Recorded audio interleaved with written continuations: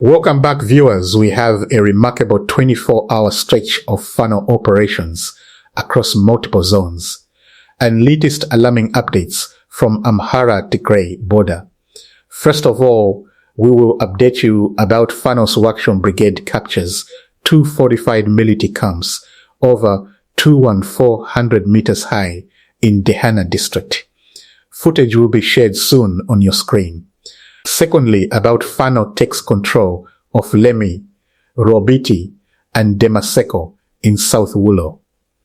And in last about latest update from Amhara Tigray border, where situation is alarming between Tigrayan fighter and Ethiopian National Defense Force. Let us begin at altitude, because what Fano's Workshop Brigade achieved in the Hana district demands to be understood in its full context. The two fortified outposts of Silda and Abit, positioned over 2,400 meters above sea level, close to Amdiwak town, were regime military installations built specifically for their elevation. High ground is defensible ground. A position at 2,400 meters can observe and control everything below it. Supplying an attacking force up a steep mountain while defenders hold the summit is one of the most difficult challenges in conventional military operations. Fano's Workshop Brigade did it anyway. In the recent operation, Workshop Brigade forces moved on both outposts, Silda and Abit, and seized them. Regime troops, under the pressure of the assault, fled back toward Amdiwak town. They did not hold. They did not counterattack. They left. And when they left behind their dead. And more than 11 wounded personnel. 11 wounded. Bodies left on the ground. That is not a tactical withdrawal. That is a rout. That is the behavior of a force that broke under pressure and ran, leaving its own casualties behind because holding the position was no longer possible. We have received footage from this operation. You can see it on your screen. The camps. The elevation. What was taken? The capture of Silda and Abit is significant not just as a battlefield victory, but as a strategic asset. High altitude positions overlooking Amdiwak give the resistance an observation platform over a key area of Amhara zone, the same zone through which Tigray People Liberation Front and Fano forces can connect along the Tigray-Amhara border corridor. Workshop Brigade did not just capture two camps. It changed the view from the mountain. Moving south to South Wolo zone, where Fano forces have taken control of three additional locations in Wegdi Woreda, Lemi, Robit, Demaseko, all three fell to Fano in a single operation.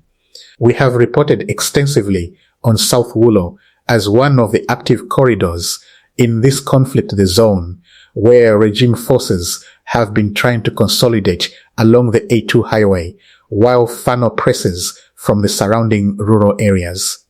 The capture of Lemi, Robiti and Demaseko in Wegdi Woreda adds three more locations to the growing list of areas where the resistance has replaced regime presence.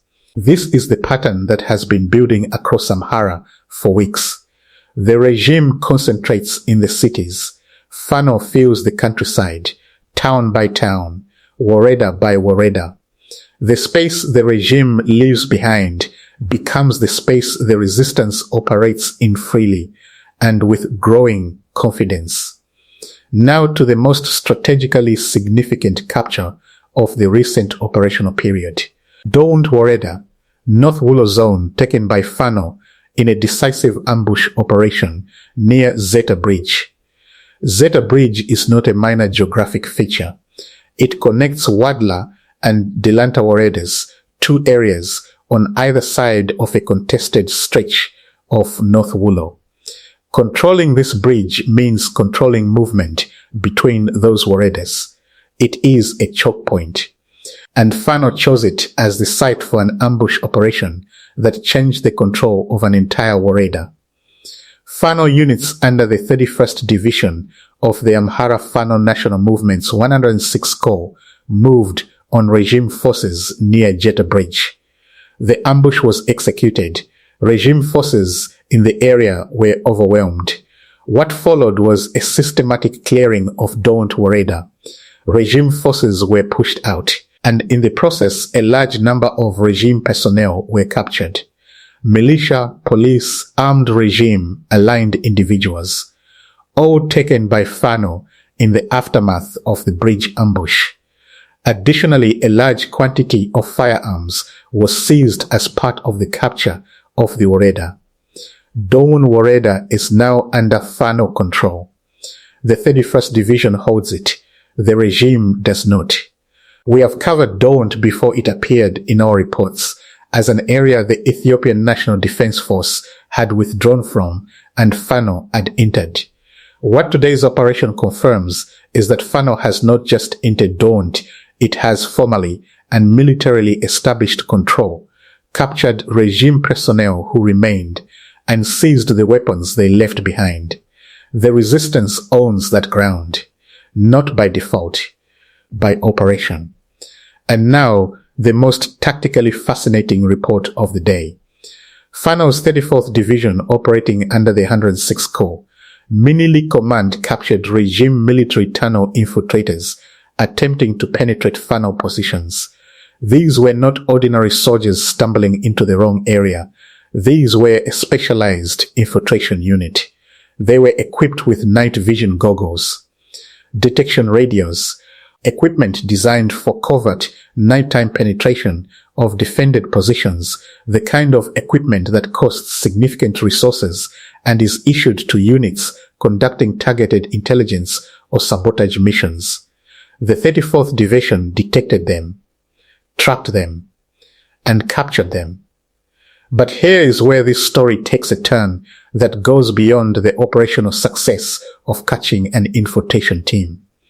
After being captured, after understanding the reality of their situation on the Fano side of the line, some of these former regime soldiers did something unexpected. They sent messages back. Messages to other regime soldiers who were also approaching Fano, lines, other infiltrators, other units in the field. And the message they sent was not tactical intelligence for the regime. It was a personal appeal. Come to Fano. Save your lives. The situation on the regime side is not what you have been told.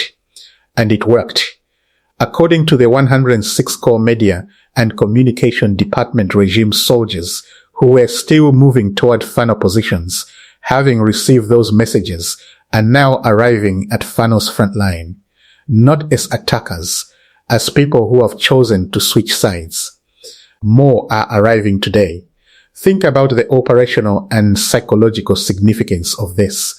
Regime soldiers sent to infiltrate Fano positions, equipped with night vision and detection technology, were captured, changed their perspective on the conflict, and are now actively recruiting other regime soldiers to abandon their positions and come to Fano. The infiltration operation became a recruitment tool for Fano. The 34th Division turned a regime intelligence mission into a demonstration of exactly why the regime cannot win this war through force.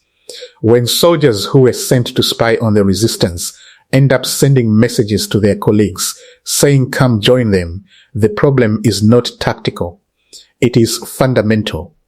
It is a crisis of cause. And no amount of night vision equipment can fix that.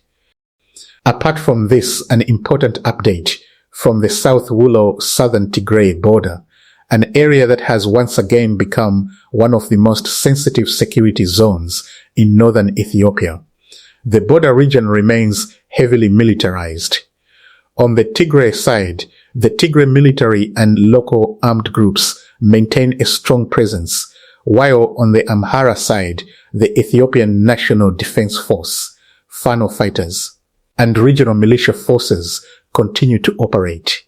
Because of these deployments, security analysts believe the situation remains highly tense. even though no large-scale fighting has broken out recently. At the same time, reports from multiple local sources indicate that most civilians are leaving Tigray. One of the main reasons being discussed is the ongoing military recruitment campaign, which has continued for several weeks. Many young people reportedly fear that if tensions continue to rise, they could be drawn into another round of conflict. There are also reports that security checks have become stricter on some major routes leaving Tigray. According to these claims, buses and vehicles are being inspected, and some travelers face additional screening before being allowed to continue. Because of this, some civilians are reportedly choosing alternative routes to leave the region. Kobo in the South Wolo area has become one of the main destinations for people arriving from southern Tigray, particularly from areas such as Korem and Alamata. Local officials say that a very large number of displaced people have reached the district in recent weeks, with new arrivals continuing to be reported on a regular basis. The majority are said to include women, children, elderly people, and young adults. The increasing movement of civilians is being viewed by many observers as a sign of growing uncertainty in the region. While different sides offer different explanations for the situation, humanitarian concerns are clearly increasing, and many families appear to be relocating as a precaution amid fears that security conditions could deteriorate further. As always, these developments continue to evolve, and we'll keep following updates from credible sources as more verified information becomes available. We'll keep watching and reporting every development. Like, share, and subscribe, and ring the bell so you never miss an update.